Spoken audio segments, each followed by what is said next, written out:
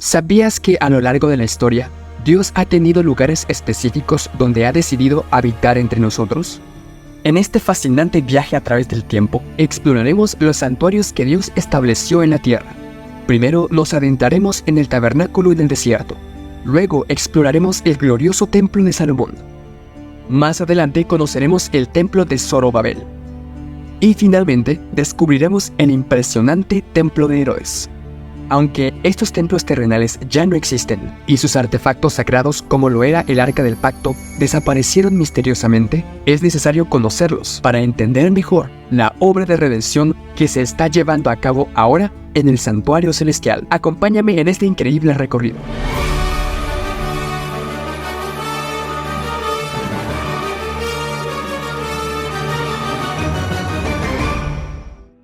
¡1! El tabernáculo en el desierto. Y harán un santuario en mi honor, y yo habitaré en medio de ellos.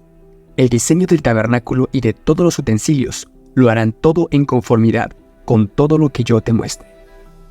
Después de dar la ley en el monte Sinaí, Dios instruyó a Moisés para que los israelitas ofrecieran voluntariamente ciertos materiales preciosos para la construcción de un santuario, conocido como el tabernáculo, donde Dios habitaría entre ellos.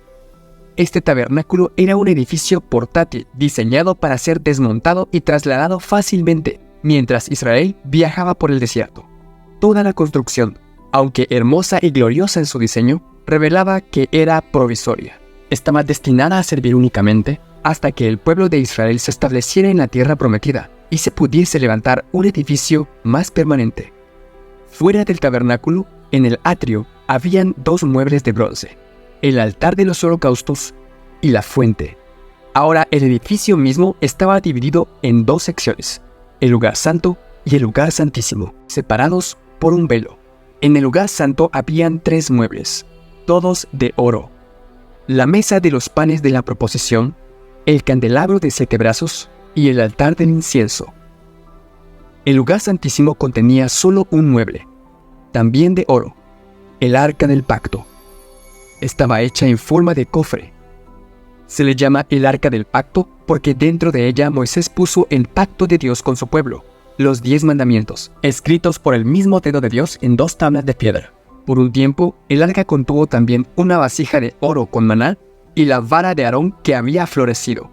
La tapa de este cofre se llamaba propiciatorio. Sobre el propiciatorio habían 2 querubines labrados en oro. Y este fue el tabernáculo que Dios utilizó durante la peregrinación de Israel en el desierto. Número 2. El templo de Salomón. Cuando Salomón empezó a reinar, el viejo tabernáculo estaba en muy mal estado, tras siglos de exposición a la intemperie. El rey David había querido construir un templo para Jehová, pero no le fue permitido por Dios, pues había derramado mucha sangre en la guerra. En su lugar, su hijo Salomón realizó la edificación. El templo de Salomón fue construido con piedras ya acabadas, para evitar el ruido de herramientas durante la obra, mostrando así un profundo respeto por la presencia de Dios. Este templo era mucho mayor que el tabernáculo original. En el atrio, el lugar de los holocaustos fue ampliado. Era de dimensiones casi 4 veces mayores. Aunque esto a simple vista pareciera algo positivo, realmente era algo negativo, que más adelante comprenderemos. También se instaló una gran fuente de bronce llamada Mar de Fundición. Tenía capacidad de hasta 64,000 litros de agua y estaba sostenida por 12 bueyes de bronce. Además, había 10 fuentes más pequeñas sobre ruedas usadas para lavar las partes del animal destinado al sacrificio. El lugar santo y el lugar santísimo tenían ahora piso de cedro recubierto de oro, diferenciándose del tabernáculo original que no tenía piso. El lugar santo, además del altar del incienso, tenía ahora 10 candelabros y 10 mesas para los panes de la proposición. El lugar santísimo tuvo también algunos cambios. Se añadieron 2 querubines de oro, se pusieron en el piso, y en medio se ubicó el arca del pacto. Además, Salomón cerró la entrada al lugar santísimo con cadenas de oro. Así que este fue el templo de Salomón, mucho mayor que el tabernáculo original. Número 3. El templo de Zorobabel. El templo de Salomón fue destruido durante las invasiones de Nabucodonosor en el siglo VI a.C. debido a la persistente idolatría y pecado del pueblo de Israel. A pesar de los esfuerzos de Dios por corregirlos mediante profetas, los israelitas rechazaron sus mensajes.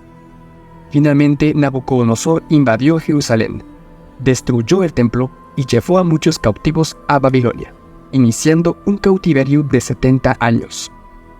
Tras el cautiverio, un remanente de israelitas regresó y comenzó la reconstrucción del templo conocido como el Templo de Zorobabel, quien dirigió la obra.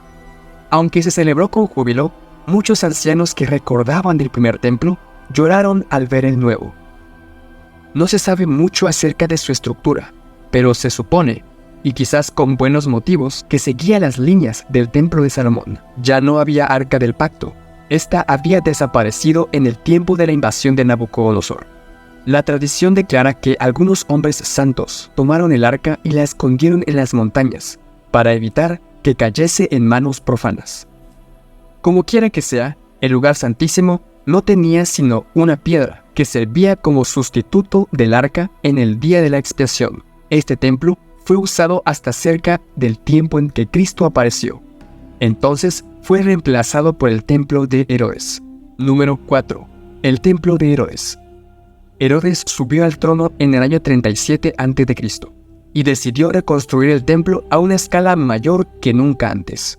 Los judíos, desconfiados, insistieron en que Herodes reuniera primero los materiales antes de derribar el antiguo templo, y que solo los sacerdotes trabajaran en la construcción, lo que llevó años de preparación. El templo de Herodes era una estructura impresionante, de mármol blanco recubierto con placas de oro, visible desde lejos debido a su altura y su brillantez bajo el sol. El patio exterior del templo incluía varios atrios, como el atrio de los gentiles o extranjeros, el atrio de las mujeres y el atrio de los sacerdotes. La parte del atrio que estaba más cerca de su entrada se llamaba el atrio de los gentiles. Un muro de piedra separaba este atrio del resto del recinto. Ningún gentil podía pasar sus límites. En el muro se hallaba la inscripción: ningún extranjero está permitido pasar dentro del recinto que rodea el templo y el área que lo contiene. Quien sea atrapado haciéndolo será responsable de su propia muerte, que seguirá. Porque los judíos pensaron que Pablo había transgredido este límite, se apoderaron de él en el templo y lo hicieron arrestar por los romanos. Alrededor de 1880 se halló esta inscripción y se encuentra ahora en un museo. Dentro de los muros que rodeaban el patio, había vestíbulos, a veces llamados pórticos. En estos pórticos se podían celebrar reuniones públicas. Allí era donde la iglesia primitiva se reunía cuando iba al templo a orar. El altar del holocausto era incluso más grande que el templo de Salomón. Tenía una rampa que llegaba casi hasta la cúspide. Estaba conectado con un sistema de cloacas, a fin de que la sangre derramada al pie del altar fuese llevada al arroyo que corría abajo. Todo era mantenido escrupulosamente limpio, pues hasta el sistema de cloacas era lavado a intervalos fijos. El interior del templo tenía las mismas dimensiones que el templo de Salomón, con un lugar santo y un lugar santísimo, separados por una pared y un velo. En el lugar santísimo solo había una piedra en lugar del arca del pacto que había desaparecido. El templo de Herodes era el orgullo de los judíos, pero fue destruido, cumpliéndose así la profecía de Jesús, que no quedaría piedra sobre piedra.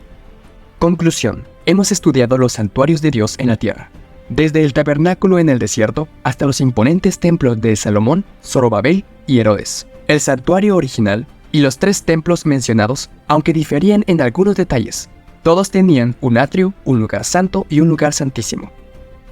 Todos tenían un altar de los holocaustos, una fuente, una mesa de los panes de la proposición, un candelabro, un altar del incienso, y los 2 primeros templos tenían un arca del pacto que desapareció hacia el año 600 a.C. El sacerdocio era el mismo en todos, también las ofrendas y los sacrificios. Durante más de 1000 años, el pueblo de Israel se reunió en derredor del santuario, aunque tristemente muchos no vieron en sus servicios al prometido Redentor Jesús. Los templos ya no existen y sus servicios cesaron, pero permanecen las lecciones que Dios quería enseñarnos.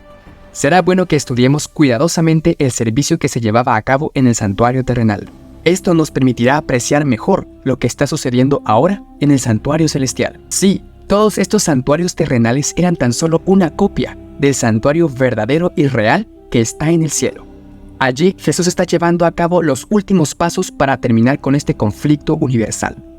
Por lo tanto, el propósito de estos santuarios terrenales era preparar al pueblo para entender el plan de salvación que continuaría en el cielo cuando Jesús ascendiera. Y eso precisamente es lo que estudiaremos en los siguientes videos.